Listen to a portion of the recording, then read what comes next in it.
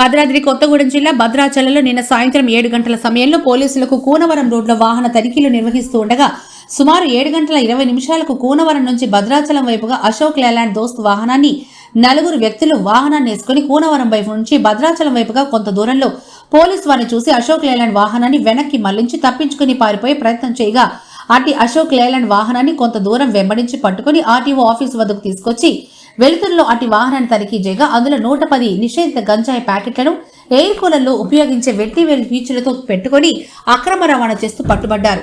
110 ప్యాకెట్లు సుమారు 1,48,300 విలువ గల 222.966 కేజీల ప్రభుత్వ నిషేధిత గంజాయిని పంచనామా చేసి పోలీసులు స్వాధీనం చేసుకున్నారు. పట్టుబడిన 4 వ్యక్తులతో పాటు యజమానిని గంజాయిని విక్రయించిన మరియు కొనుగోలు చేస్తున్న వ్యక్తులపై కూడా కేసు నమోదు చేశారు పట్టణ పోలీసులు. ఈ రోజు భద్రాచలం పట్టణ పోలీస్ స్టేషన్లో జిల్లా SP Rohit Raj press meet లో వివరాలు వెల్లడించారు.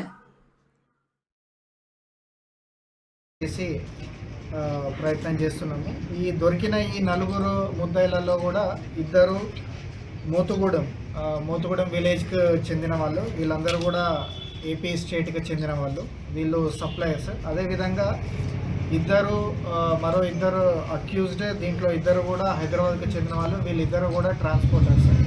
వీళ్ళు బేసికల్గా ఏంటంటే మల్కాన్గిరి ఒరిస్సా నుంచి వయా మోతుగూడెం తీసుకెళ్ళి దీన్ని సోలాపూర్ మహారాష్ట్ర రాష్ట్రానికి తీసుకెళ్ళాలి వీళ్ళ ప్లాన్ ప్రకారం.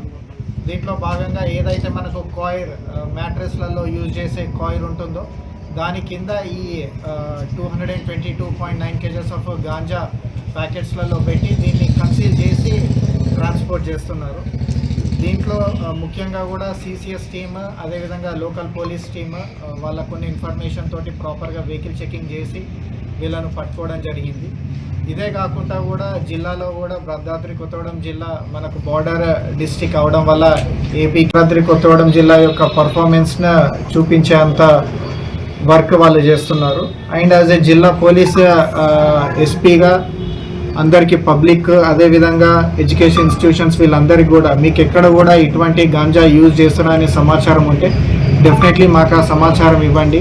ఎక్కడ రిక్వైర్మెంట్ లైక్ కౌన్సిలింగ్ రిక్వైర్మెంట్ ఉన్న దగ్గర కౌన్సిలింగ్ ఇప్పించడం జరుగుతుంది. అదే కాకుండా కొంచెం ఇంకా గ్రావిటీ ఎక్కువ ఉంటే అరెస్ట్ చేసి వాళ్లకు ప్రాపర్గా బుద్ధి చెప్పడం కూడా జరుగుతుంది.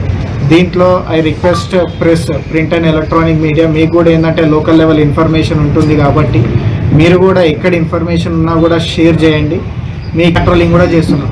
So I request each and every one, not only public, students and education institutions, teachers, అదేవిధంగా ప్రింట్ అండ్ ఎలక్ట్రానిక్ మీడియా, మీరందరూ కూడా ఏదైతే ఈ గంజాయి రహిత జిల్లాగా మార్చాలంటే మీ అందరి కృషి కూడా ఎంతో అవసరం.